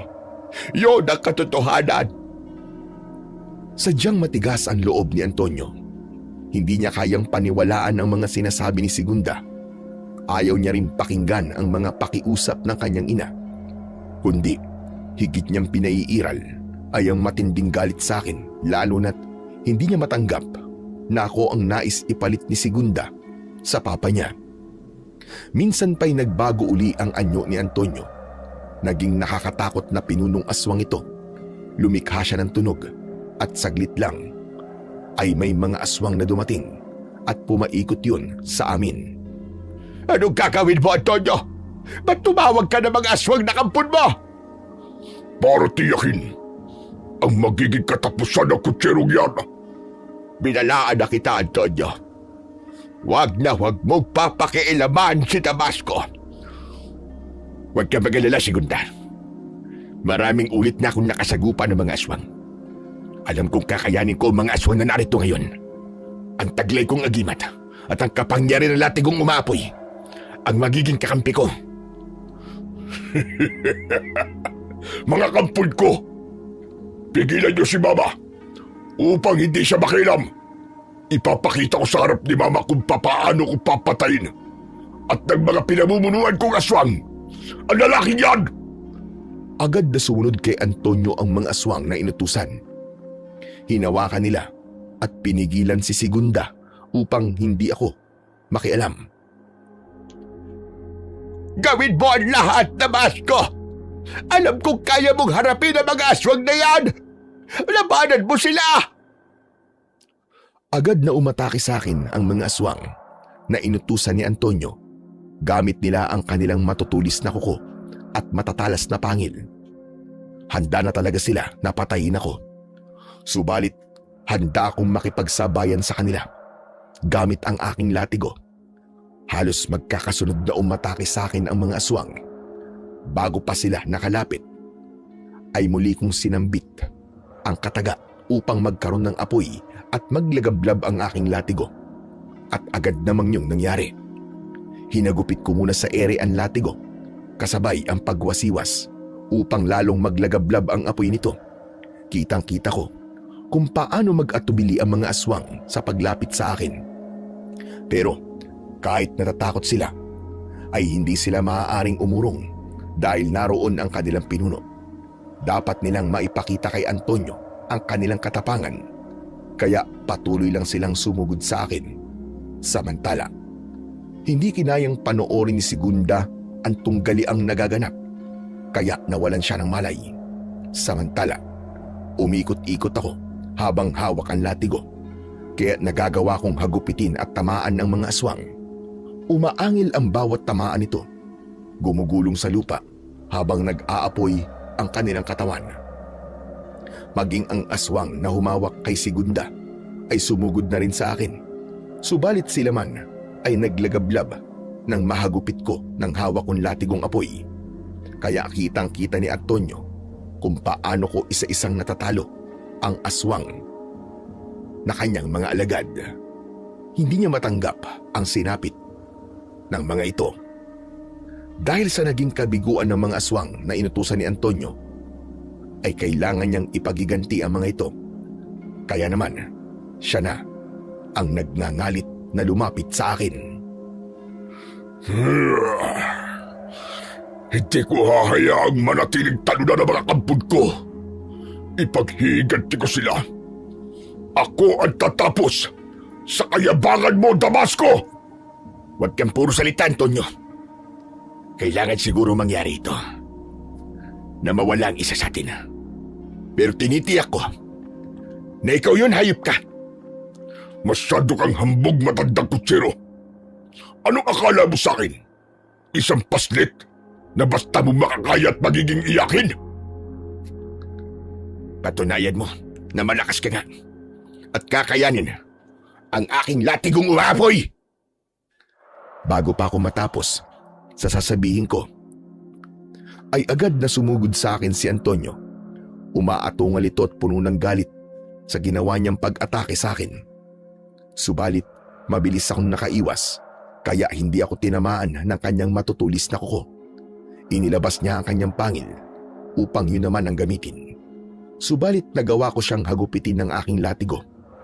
Ginamit naman niya ang kanyang kamao upang patikimin ako ng malakas na suntok. Tumama yun sa akin at halos tumilapon ako. Mahinang nilalang. Suntok ko lang. Wala ka nang nagawa. Hindi ko inaasahan ang sunod na gagawin nito. Itinikom niya ang kanyang bibig na tila ba may ibig mangyari. Agad kong naisip nun ang aswang na mutog na bumuga sa akin ng kanyang laway na naging dahilan ng panghihina ko dahil sa lasong taglay. Hindi ako dapat mabuguhan ng inipon niyang laway kaya hinagupit ko siya sa kanyang leeg. Tinamaan yun at nag-iwan ng sugat. Kaya naman, naibuga nito ang iniipong laway, subalit hindi sa akin, kundi sa lupa. Nakita ko ang malakas na paglundag ng aswang na si Antonio at nakaamba ang kanyang paa patungo sa akin. Mabilis ang mga pangyayari at minsan pa ay tinamaan ako. Malakas ang pagkakasipa sa akin kaya tumilapon ako. Sa lakas ng tadyak ay nabitiwan ko ang aking hawak na latigo. Anak ng putya, napahiwalay sa akin ang latigo ko. Kailangan makuha ko yun. Pero malayo sa akin. Wala ka nang magagawa ngayon, matandang kutsero. Bilang na ang mga oras mo, matitigil na ang pangingila mo at matitigil ka na rin sa kabaliwan mo sa baba ko. Hinawakan ako sa leeg ng aswang at iniangat. Nahirapan akong huminga. Yun na marahil ang aking magiging katapusan. Subalit nagkamalay bigla si Segunda at nagmamadaling lumapit kay Antonio. Kinuha nito ang medalyon sa kanyang leeg at idinikit sa katawan ng anak. Pumalahaw ang aswang na si Antonio. Labis itong nasaktan sa ginawa ng kanyang ina. Kaya nabitiwan ako ni Antonio at bumagsak ako sa lupa. Samantala, sinamantala ko naman ang pagkakataong yun para makuha ang aking latigo.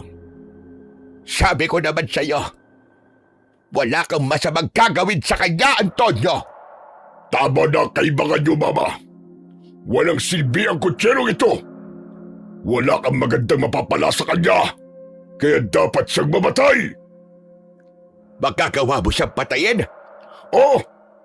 Dahil malaki ang atraso niya sa akin. Maging sa mga kauri kong aswang.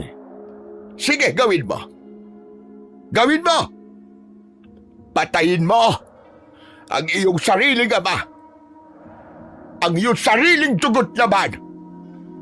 Nakita kong natigilan si Antonio sa sinabi ni Segunda.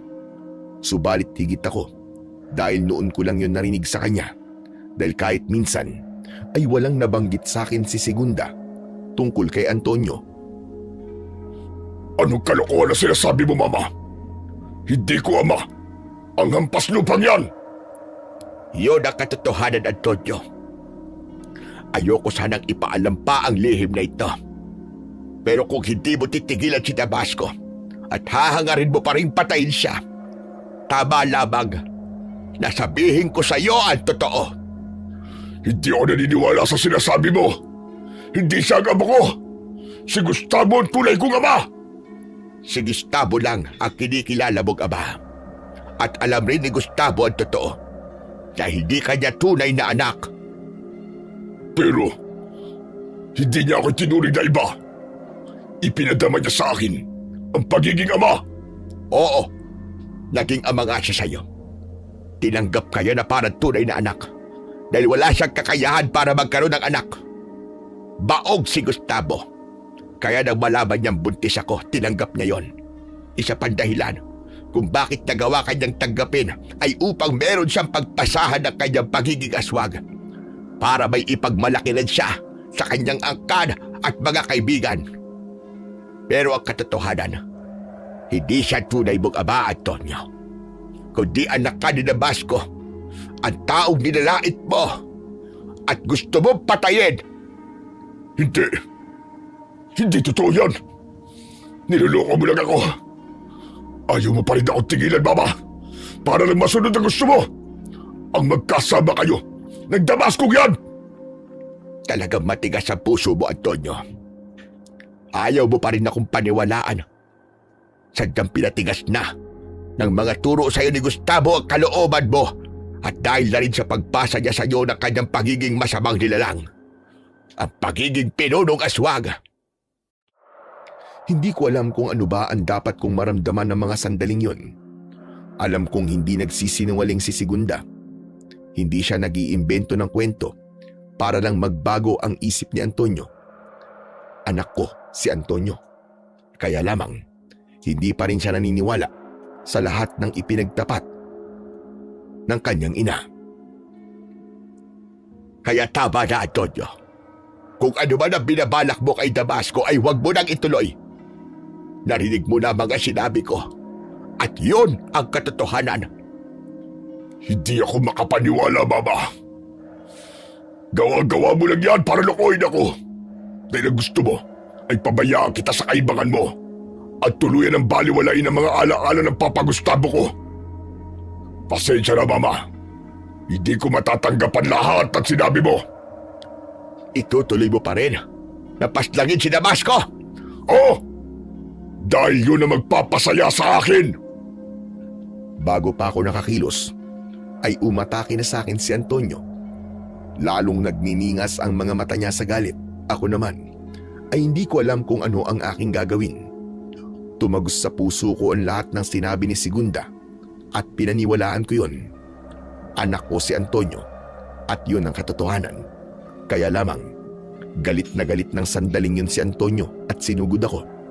Hindi ko siya kayang labanan. Hindi ko kayang saktan ang sarili kong anak. Pero para kay Antonio, ako ay kaaway na dapat niyang patayin. Isang malakas na suntok ang pinatama niya sa aking dibdib. Tumigil ka, Antonio! Huwag mong patayin ang tatay mo! Hindi yung pinakinggan ni Antonio. Ang tanging ginawa ko ay tanggapin ang pananakit niya. Subalit ang ginagawa ni Antonio ay nagpapahirap ng kalooban ni Segunda. Kaya nagulat ako sa sunod na ginawa ni Segunda. Hinagilap niya ang latigong apoy at ginamit niya yon para hagupitin si Antonio. Paulit-ulit niyang ginawa yon. Umaangil si Antonio dahil sa nararanasang matinding sakit. Anong ginagawa mo, Segunda? Tama na yan! Huwag mong saktan si Antonio! Anak mo siya! Anak natin siya! Hindi, Damasco. Sadyang nagdilim na ang isip niya. Dahil yun sa pagpasya ni Gustavo ng pagiging masamang aswang. Alipin na ng kasamaan ang utak at puso niya. At hindi na yung magbabago pa kailanman. Anong binabalak mo ngayon, Segunda? Mahal ko ang anak ko, Damasco. Pero hindi ko na rin kayang makita siya na pumapatay at ipinapahabak ang mga tao. At lalong hindi ko kayang makita na siya mismo ang papatay sa iyo. Kaya ako na lamang ang papatay sa kanya. Segunda, baka naman may paraan pa. Wala na, Damasco. Ang pagkawala ni Antonio ang mapapatahimik sa ating lahat. Kaya kahit mahirap para sa akin, kailangang yun ang mangyari. Mabilis ang naging pagkilos ni Segunda habang gumugulong sa lupa si Antonio at iniinda ang sakit ng hagupit ng latigo. Binalikan ito ni Segunda at paulit-ulit niyang hinagupit ang anak. Namimilipit sa sakit si Antonio at unti-unti na ring umapoy ang katawan. Pero hindi ron nakontento si Segunda. Alam kong napakasakit din sa kanya ng kanyang ginagawa. Hinubad niya ang kanyang suot na medalyon at inihagis yun sa katawan ni Antonio. Dahil sa pagkakadikit ng medalyon sa katawan ni Antonio, ay lalong lumakas ang paglagablab ng apoy at tuluyan ng nilusaw ang katawan nito. Dahil sa pangyayaring yun, ay malakas na palahaw ng pag-iyak ang pinakawalan ni Segunda. Lubhang napakasakit sa kanya nun. na siya ang pumaslang sa sariling anak. Subalit mas inisip niya ang kapakanan at kaligtasan ng mga tao dahil sa ginawang pambibiktima ng mga aswang. Sa pagkawala ni Antonio, alam niyang yun na rin ang katapusan ng mga ito. Kaya isang pagsasakripisyo ang ginawa ni Segunda. Masakit man, pero para yun sa kapakanan ng mas nakararami. Patawarin mo ko, Damasco. Napakasakit din sa akin ng naging desisyon ko. Pero yun lang ang alam kong makakabuti para sa lahat. Wala kang maling ginawa, Segunda. At naiintindihan kita. Hindi ka man lang nagkaroon ng pagkakataon para makasama ang iyong anak. Pero sa kalagayan ni Antonio na sadyang nalaso ng isipan, alam kong hindi na rin mangyayari yun. Kung ano man ang kanyang naging kapalaran, yun ay nakatanda na. Kaya wala na tayong magagawa, kundi at tanggapin yun. Tama ka, Damasco. At hindi pa huli ang lahat. Isang mainit na yakap ang ipinadama ko kay Segunda para maibsan ang lahat ng sakit na nararamdaman na ginantian naman niya ng yakap ng pag-ibig at kapanatagan. May mga desisyon tayo sa ating buhay na minsan ay masakit at mahirap tanggapin. Subalit ito naman ang siyang makakabuti at sa kapakanan ng marami ay magagawa nating magsakripisyo para sa katahimikan at kapayapaan. Hanggang dito na lamang po ang aking kwento. At sana po ay marami po kayong natutunan na aral. Hanggang sa muli po na kwento ng kababalaghan.